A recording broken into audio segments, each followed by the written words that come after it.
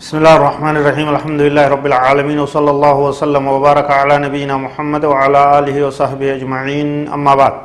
هردفتوان كينيا كبجمع السلام عليكم ورحمة الله وبركاته كن كتالا ميسادا زكاة الفطر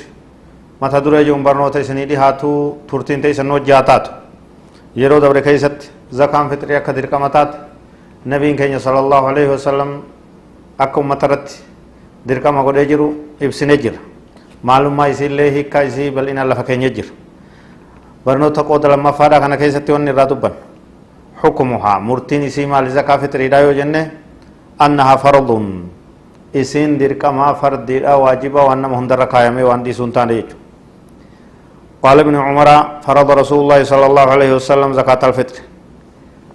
حديثني عبد الله بن عمر كدبر سنة نبي ربي دركما قد جرا زكاة فطر دا وانجو لفكاي علماء إسلامات زكاسمت دركما تو يسيدا تولي غلان كان بيرا دبر وقت وجوبها يرون إسين دركما تاتو يرو أكم فأما وقت الوجوب فهو وقت غروب الشمس من آخر يوم من شهر رمضان المبارك قيام بودا باتي رمضان كبجمتو تنرى أوقو أدون إساق السنتي هل كان عيدا أوقو السنة دركما تاتي زكاة فطريدا زكاة فطريدا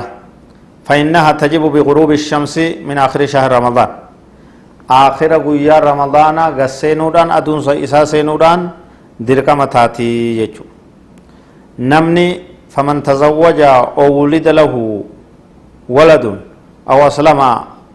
قبل غروب الشمس فعليه الفطر نمني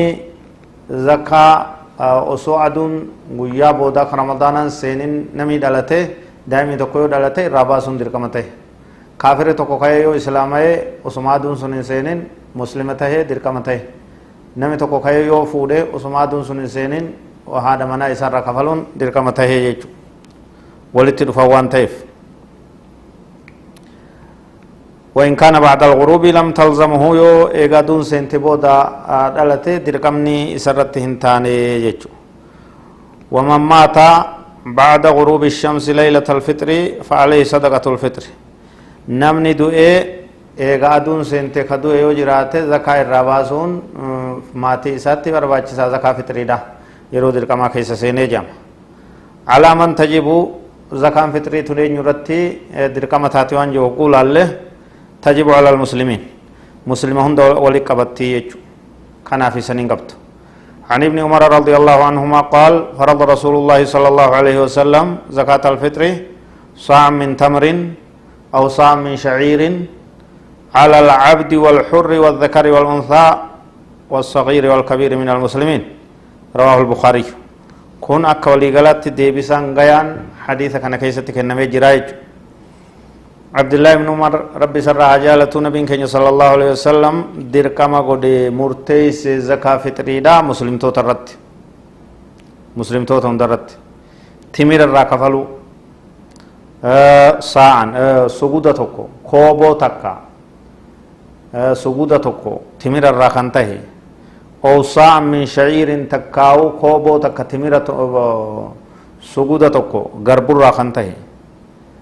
على العبد قبر شرتس دركما والحر بلي سرتس والذكر والأنثى ديرا في دبرترتس والصغير والكبير تكا في قدرتس من المسلمين مسلم تو ترك كان هم در كفلون دركما تها ون كفلان سجودا تكاو كوبو ساعة يجو كبلا حركاتنا أفرتو ساعة جماعة يجو كان هم درت دركما تهو نسي بكمي جرا يجو شرط نسينتي واجبا نمتاتو يو جنة يو لالله شروط وجوب صدقة الفطر يخرجها الإنسان المسلم عن نفسه وعمن ينفق عليهم من الزوجات والأقارب إذا لم يستطيعوا إخراجها عن أنفسهم نمتجي من إساء أبان منا وفراني باسا هذا منا إساء راني باسا جول إساء راني باسا نما فر إساء كيسر مصروف قبو كيسر جل جرات كإنت أورو يجو جرى الرئيس نباسا يجو فر إساء ركتا وفر راباسون دنديني راباسون نموسان رت دركما تها يجو فإن استطاعوا في باسو دندام فالأولى أن يخرجوها هم إسام باسورات رجالا تها لأنهم المخاطبون بها أصلا نمني دركمني شريعة دبسي isaan waan ta'eef jecha jechuudha. akkuma san وأمر بها جاء حديث عبد الله بن عمر سن كيست وأمر بها أن تؤدى قبل خروج الناس إلى الصلاة صحيح بخاري وسنمني صلاة عيدات في بان دور يرون سيكونوا تنيج زكاة فطري دا كفلمو بافمو قبدي يرون إسي وسو نمني صلاة عيدات في بان دور تيج نمني راباسا ماتي هندا نما جلا جرو هندا يجو مقدار زكاة الفطر هنگم تك زكاة الفطر روان جو قول الله مقدارها صاع من طعام بساع النبي صلى الله عليه وسلم كوبو تكاو سجودة تكو يجو سجود النبي كينيا صلى الله عليه وسلم لحديث أبي سعيد الخدري رضي الله عنه قال كنا نعطيها في زمن النبي صلى الله عليه وسلم صاع من طعام رواه البخاري حديثني أبا سيد الخدري واني ابسو زمن النبي كينيا صلى الله عليه وسلم سجود مدان راته خنو تري زكاة فطرية جيتشو والوزن ميزان يوم كتاتي وجنة يختلف باختلاف ما يملأ به الصاع وان ميدان سن غريني الفاتا والدبا يجو الفنا والدبا ميزان الفنا العالم لي قدنا اللال فعند إخراج الوزن لا بد من التأكد أن يعادل ملي الصاع من النوع المخرج منه ميدان سن سجود سنين سفراني وان إني ميزان لالو برباچسا ميزاني وان الركايم الفنا وهي رت وان سين الرد دفته مدور سو الرد دفته سفرا سجودان يجو سجودني سن هنگنا كيلو هنگنا نوغو بكامي إسا سنين ولي همني باسو دندني يجو isin sun irra xiqqoon gadi gararree wanni jedhame kiiloo 2 fi cinaa kiiloo 2 fi giraama 500 irraa kaasee hanga kiiloo 3tti garbuu ta'uu danda'a, mishingaa ta'uu danda'a, ruuza ta'uu danda'a, qamadii ta'uu danda'a, xaafii ta'uu danda'a, hurraa, daqiiqaa, wama ta'e haa ta'u, mokoroonaa, baastaa, bassoo wama nyaadhamu jarreen amma dubbatame kanaa fi kabiroollee ta'u kiiloo 2 fi cinaa irraa kaasee hanga kiiloo 3tti kafaluu nam tokkorraa kafaluu barbaachisaa jechuudha. Suguuda wagguu jennu saa'a jechuun muddii 4 muddiin akkana kunu harka kana lameen guunnee muddii takka jedhama akkatti safarra takka kana lameen guunnee kabala lameen jechuudha 2 3 4 kaballi lameen kun muddii takka muddiin 4 sa'a tokko jedhamti takkaa'uu gartee kooboo takkaa'uu suguda tokko jedhamti kun muddiidha harka kana lameen guunnee takka 2 3 4 guuna inni kun maal jedhama sa'a jedhama kun muddiidha muddiin 4 sa'a yoo suguda yoo kooboo takka jedhamti jechuudha kooboon sun gabaabsinee takkaa'uu sugudni sun afaan ammatti addunyaan beektutti yoo deebisne kiiloo 2 fi cinaa irraa kaasee hanga kiiloo 3tti haa irruma dabru gartee sadaqaadhaa homaa rakkoon qabu yoo jenne kiiloo 3 baasne jechuudha ammoo kiiloo 2 fi giraama 500 jechuudha nam tokkorraa wanni baasuu qabnu jechuudha midhaan irraa maal baasna midhaan garbuu xaafii mishingaa qamadii ajja wama gartee nyaadhamu jechuudha basso daqiiqaa hurra baastaa mokoroona wama nyaadhamurraa waan gartee namni guyyaa iidaa san miskiinni nyaatu jechuudha kana gartee kafaluun dirqama tahaa jechuudha hangi kafalan giraama 2 fi kiiloogiraama 2 fi cinaadha jechuudha ati ijoollee 2 yoo qabaatte sii fi haadha manaati wajji maatiin kee nama 4 yoo ta'e meeqa kafalta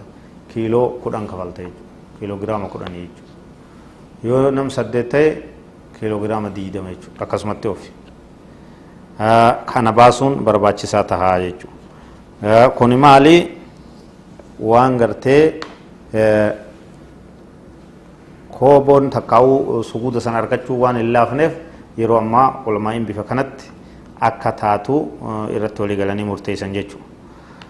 yeroon baasan akkuma himnee dabarsinetti amara bihaa an tu'addaa qabla khuruuji nnaasi ila salaa osoo salaata ciidatti hin baane dura zakaa fitriidhaa kafala akka amma jame kanatti sahabarraa wanni sabatee osoonii fi ramadaanni hin dhumne guyyaalee dhuma ramadaanaa guyyaa tokko hafee takkaa'u guyyaa lama hafee baasuun ni tahaa jechaanis beekamee jira jechuudha. Yoomun oo biyoomee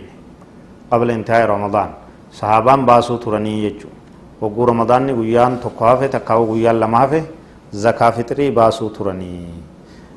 Akkasitti baasanis ni taate jechuudha. Ganamee iidaa bira dabruun qabdu jechuudha. Osoo salaatatti hin deemne isiisan qopheessaa yeroodhaan Ramadaanni gama dhumaa wagguu deebi'e qopheessaa bitadhaa ka bitatu isaa bitatu akkasitti qopheessaa. Gaafiin birootaaf ta'e maallaqa zakaa fixrii baasuun ni ta'a maallaqa baasuun hin ta'u. Yoo si mijjatuu baattee nama wakkalattee namni sun si ergame ka biyya jiru ka fagoo jirus ta'u ka sibira jirus ta'u maallaqa itti kennitee takka itti ergitee midhaan bitee sirraa baasa malee maallaqa baasuun hin ta'u uffata baasuun hin ta'u meeshaa manaa waa takka illee midhaan malee baasuun hin ta'u jechuudha. Eenyuuf kennamti rakkatumaaf kennamti jechuudha.